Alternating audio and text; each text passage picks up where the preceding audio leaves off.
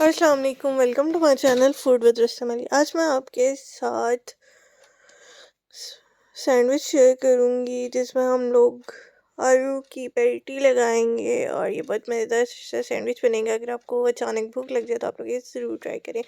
तो हम लोग इसे स्टार्ट करते हैं। सबसे पहले हम लोग पैन जो है वो गर्म कर लेना, उसके ऊपर ऑयल डालना है या आप लोग घी का यूज़ कर सकते हैं, वो डाल लेंगे। और इसके बाद ये मैदा और पानी मिक्स किया था और इसके अंदर डिप करके हम लोग अपनी आलू की पैटी जो है वो फ्राई कर लेंगे। ऐसा हम लोगों ने अच्छे से फ्राई कर लेना।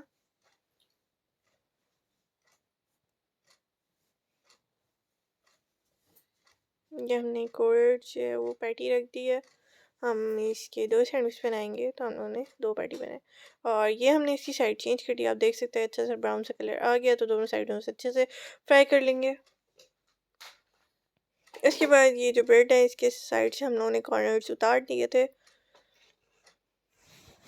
हमारी आलू की पैटी है वो अच्छे से जो है वो फ्राई हो चुकी है, तो हमने इसे निकाल लिया और साथ ही हम लोग ब्रेड रख देंगे हल्का सा ऑयल लगा के और इसे भी अच्छे से ब्राउन कर लेंगे। और ये हम इसकी साइड को कर लेंगे चेंज और ये अच्छे से ब्राउन होने देंगे हम।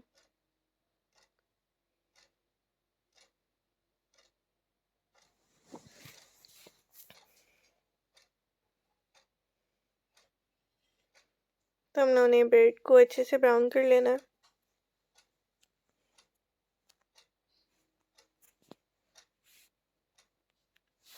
और इसके बाद हम लोग ये ब्रेड उतार लेंगे और इसके ऊपर हम लोग लगाएंगे ये सॉस।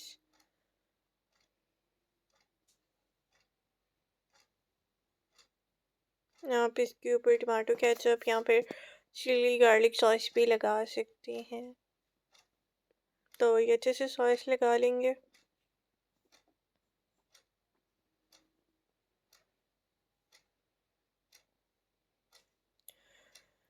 उसके बाद हम इसके ऊपर रखेंगे बंद गोभी।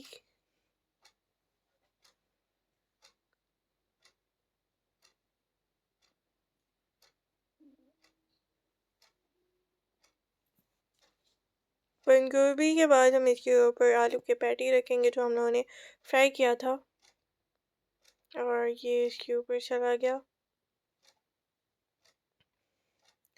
उसके बाद हम इसके ऊपर टमाटर और खीरा रखेंगे तो जो हमने गोल गोल काट लिए थे।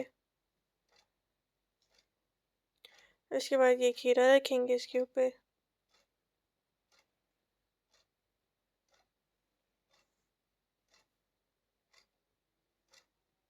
और ये दूसरे पे हम लोग मायने लगाएंगे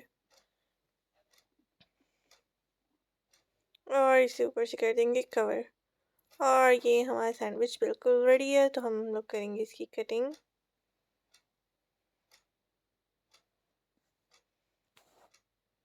अब देखते हैं कितने मज़ेदार सा जो है वो हमारा सैंडविच बन गया। तो हम लोग जस्ट इसकी करेंगे कटिंग और इसे करेंगे सर्व। तो हम लोग इसकी कर लेंगे कटिंग। हम लोगों ने कट कर लिया और ये हमारे सैंडविच के अंदर से आप देख सकते कितना अच्छा सा लग रहा है। इसके बाद हम इसके ऊपर लगाएंगे ऑलिव, मतलब जैतून, जो कि हम लोग पिज़्ज़ा में इस्तेमाल करते हैं। तो ये हम इसके ऊपर लगाएंगे और इसके बाद इसे करेंगे डिश आउट। तो आप लोग इसे ज़रूर ट्राई करें और हमें बताएं कि आपको हमारी रेसिपी कैसी लगी।